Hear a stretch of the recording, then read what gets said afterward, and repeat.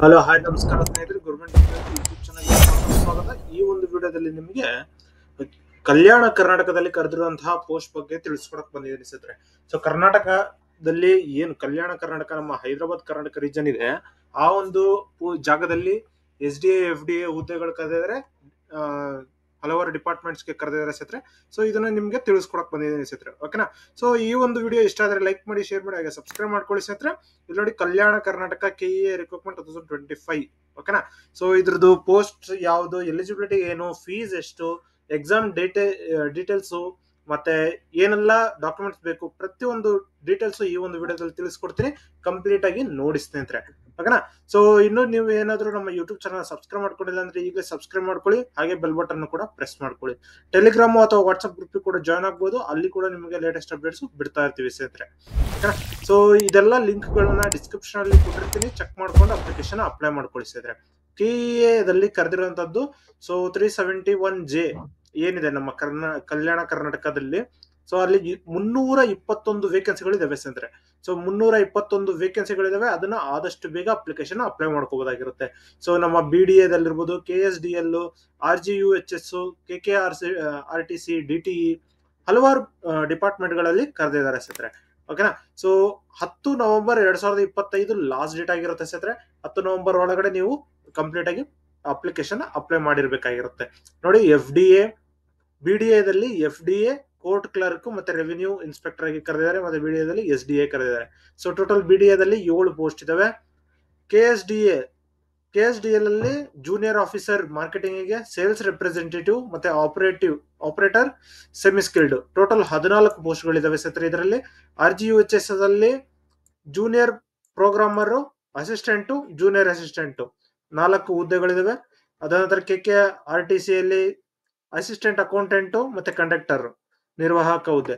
So 253 ಹುದ್ದೆಗಳಿದಾವೆ ಸ್ನೇಹಿತರೆ ಇದರಲ್ಲಿ. ಮತ್ತೆ DTE ದಲ್ಲಿ SDA, FDA ಇದೆ, 43 ಹುದ್ದೆಗಳಿದಾವೆ ಸ್ನೇಹಿತರೆ. ಸೊ 321 ಹುದ್ದೆಗಳಿದಾವೆ ಸ್ನೇಹಿತರೆ ಇದರಲ್ಲಿ. ಇದೊಂದು ಪೋಸ್ಟ್ ಡೀಟೇಲ್ಸ್ ಆಯ್ತು. ಅದ ನಂತರ ಎಲಿಜಿಬಿಲಿಟಿ ಮತ್ತೆ ಕ್ವಾಲಿಫಿಕೇಶನ್ ನೋಡೋದಾದ್ರೆ ಏನೆಲ್ಲ ಓದ್ಕೊಂಡಿರ್ಬೇಕು ಅಂತ ಹೇಳಿದ್ರೆ ಇಲ್ಲಿದೆ ನೋಡಿ ಸ್ನೇಹಿತರೆ. FDA, ಕೋರ್ಟ್ ಕ್ಲರ್ಕ್ ಮತ್ತೆ ರೆವಿನ್ಯೂ ಇನ್ಸ್ಪೆಕ್ಟರ್ ಗೆ ಯಾವುದೇ ಡಿಗ್ರಿ ಆಗಿದ್ರು ಓಕೆ ಅಂತ ಹುಡ್ಕೊಂಡಿದ್ದಾರೆ. ಮತ್ತೆ SDA ಆಗಿದ್ರೆ 10+2 ಅಥವಾ PUC ಅಥವಾ ಡಿಪ್ಲೊಮಾ ಮಾಡ್ಕೊಂಡಿರ್ಬೇಕು, ಓಕೆನಾ. ಡಿಪ್ಲೊಮಾ ಅಥವಾ PUC ಮಾಡ್ಕೊಂಡಿರ್ಬೇಕಾಗಿರುತ್ತೆ ಸ್ನೇಹಿತರೆ SDA ಗೆ, ಓಕೆನಾ. ಸೊ ಜೂನಿಯರ್ ಆಫೀಸರ್ ಮಾರ್ಕೆಟಿಂಗ್ ಗೆ ಡಿಗ್ರಿ ಪ್ಲಸ್ PG ಡಿಗ್ರಿ ಅಥವಾ MBA ಇನ್ ಮಾರ್ಕೆಟಿಂಗ್ ಮಾಡ್ಕೊಂಡಿರ್ಬೇಕಾಗಿರುತ್ತೆ. ಸೇಲ್ಸ್ ರೆಪ್ರೆಸೆಂಟೇಟಿವ್ ಗೆ ಎನಿ ಡಿಗ್ರಿ, ಮತ್ತೆ ಆಪರೇಟರ್ ಸೆಮಿ ಸ್ಕಿಲ್ಡ್ ಗೆ SLC ಮತ್ತೆ ITI ಮಾಡ್ಕೊಂಡಿರ್ಬೇಕಾಗಿರುತ್ತೆ. ಮತ್ತೆ ಜೂನಿಯರ್ ಪ್ರೋಗ್ರಾಮರ್ ಗೆ BE BTech, CS ಎಲೆಕ್ಟ್ರಾನಿಕ್ಸ್ ಅಥವಾ MCA ಮಾಡಿರ್ಬೇಕು, ಓಕೆನಾ. ಸೊ ಜೂನಿಯರ್ ಪ್ರೋಗ್ರಾಮಿಂಗ್ ಗೆ BE BTech ಮಾಡ್ಕೊಂಡಿರ್ಬೇಕಾಗಿರುತ್ತೆ. ಅದ ನಂತರ ಅಸಿಸ್ಟೆಂಟ್, ಜೂನಿಯರ್ ಅಸಿಸ್ಟೆಂಟ್ ಗೆ 10th ಡಿಗ್ರಿ PUC ಮಾಡ್ಕೊಂಡಿರ್ಬೇಕಾಗಿರುತ್ತೆ. ಅದ ನಂತರ ಅಸಿಸ್ಟೆಂಟ್ ಅಕೌಂಟೆಂಟ್ ಗೆ BCom ಮಾಡಿರ್ಬೇಕಾಗಿರುತ್ತೆ ಮತ್ತು ಕಂಪ್ಯೂಟರ್ ನಾಲೆಜ್ ಗೊತ್ತಿರಬೇಕು, ಓಕೆನಾ. ಅದ ನಂತರ ಕಂಡಕ್ಟರ್ ಗೆ PUC ಆಗಿರ್ಬೇಕು ಪ್ಲಸ್ ಕಂಡಕ್ಟರ್ ಲೈಸೆನ್ಸ್ ಇರಬೇಕು. ಬ್ಯಾಡ್ಜ್ ಫಿಸಿಕಲ್ ಸ್ಟ್ಯಾಂಡರ್ಡ್ಸ್ ಇರಬೇಕು, 150 ಸೆಂಟಿಮೀಟರ್ ಮಿನಿಮಮ್ ಇರಬೇಕಾಗಿರುತ್ತೆ. DTE, SDA, FDA ಗೆ ಸೇಮ್ ಡಿಗ್ರಿ PUC ಆಗಿರ್ಬೇಕು ಸ್ನೇಹಿತರೆ. ಮತ್ತೆ ಎಲ್ಲರಿಗೂ ಕೂಡ ಅಡಿಷನಲಿ ಯಾರ್ಯಾರಿಗೆ ಕಂಪ್ಯೂಟರ್ ನಾಲೆಜ್ ಅಂತ ಇದೆ ಅದಿರ್ಬೇಕು. ಮತ್ತೆ ಕನ್ನಡ ಪ್ರಾವಿಷನ್ಸಿ ಇರ್ಬೇಕಾಗಿರುತ್ತೆ, ಕನ್ನಡ ಲ್ಯಾಂಗ್ವೇಜ್ ಪ್ರಾವಿಷನ್ಸಿ ಇರಬೇಕು. ಅಂದ್ರೆ ಕನ್ನಡ ಓದೋಕೆ, ಬರೆಯೋಕೆ, ಮಾತಾಡೋದಕ್ಕೆ ಬರ್ಬೇಕಾಗಿರುತ್ತೆ. ಸೊ ಇಂತಹ ಅಭ್ಯರ್ಥಿಗಳು ಎಲ್ಲರೂ ಅಪ್ಲಿಕೇಶನ್ ಅಪ್ಲೈ ಮಾಡಬಹುದಾಗಿರುತ್ತೆ. ಏಜ್ ಲಿಮಿಟ್ ನೋಡೋದಾದ್ರೆ ಮಿನಿಮಮ್ 18ರಿಂದ ಹಿಡಿದು 40 ವರ್ಷದವರೆಗೂ ಇದೆ.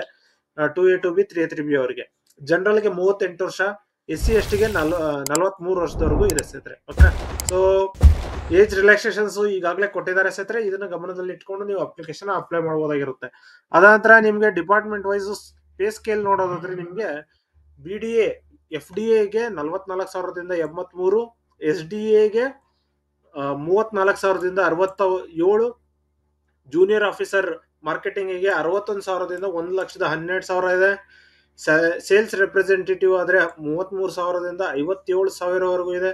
ಆಪರೇಟರ್ ಗೆ 31,000ದಿಂದ 47,000, ಜೂನಿಯರ್ ಪ್ರೋಗ್ರಾಮರ್ ಗೆ 43,000ದಿಂದ 83,000, ಅಸಿಸ್ಟೆಂಟ್ ಗೆ 37,000ದಿಂದ 70, ಜೂನಿಯರ್ ಅಸಿಸ್ಟೆಂಟ್ ಗೆ 21ರಿಂದ 42, ಅಸಿಸ್ಟೆಂಟ್ ಅಕೌಂಟೆಂಟ್ ಗೆ 23ರಿಂದ 42, ಕಂಡಕ್ಟರ್ ಗೆ 18ರಿಂದ 25 ಇದೆ ಸ್ನೇಹಿತರೆ, ಓಕೆನಾ. ಸೊ ಈ ರೀತಿ ಇದೆ ಫುಲ್ಲು ಚೆಕ್ ಮಾಡ್ಕೊಂಡು application apply ಮಾಡ್ಕೋಬೋದಾಗಿರುತ್ತೆ.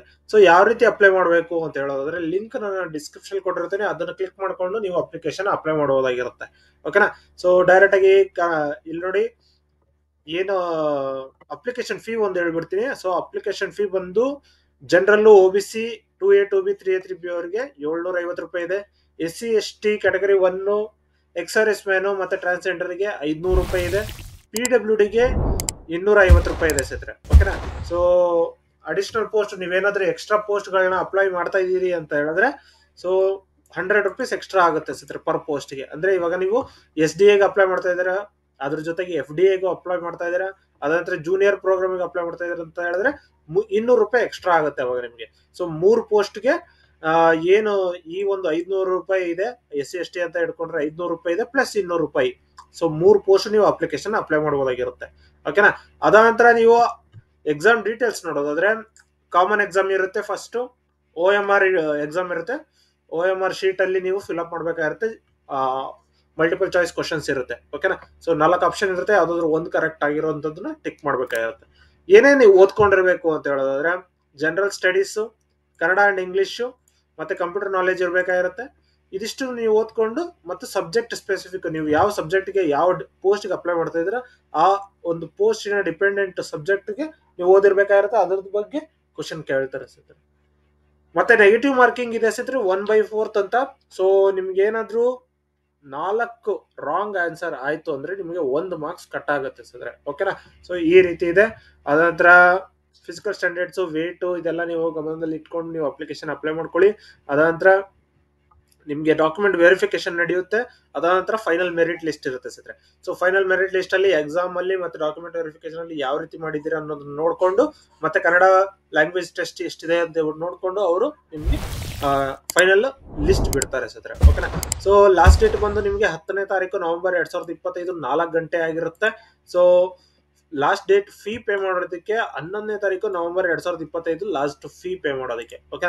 So exam centres ಬಂದು ನಿಮಗೆ ಕರ್ನಾಟಕದಲ್ಲಿ ಬೆಂಗಳೂರು, ಮೈಸೂರು, ಬೆಳಗಾವಿ, ಧಾರವಾಡ, ವಿಜಯಪುರ, ಕಲಬುರಗಿ ಅಂತ ಜಿಲ್ಲೆಯಲ್ಲಿ ಇರುತ್ತೆ ಸ್ನೇಹಿತರೆ.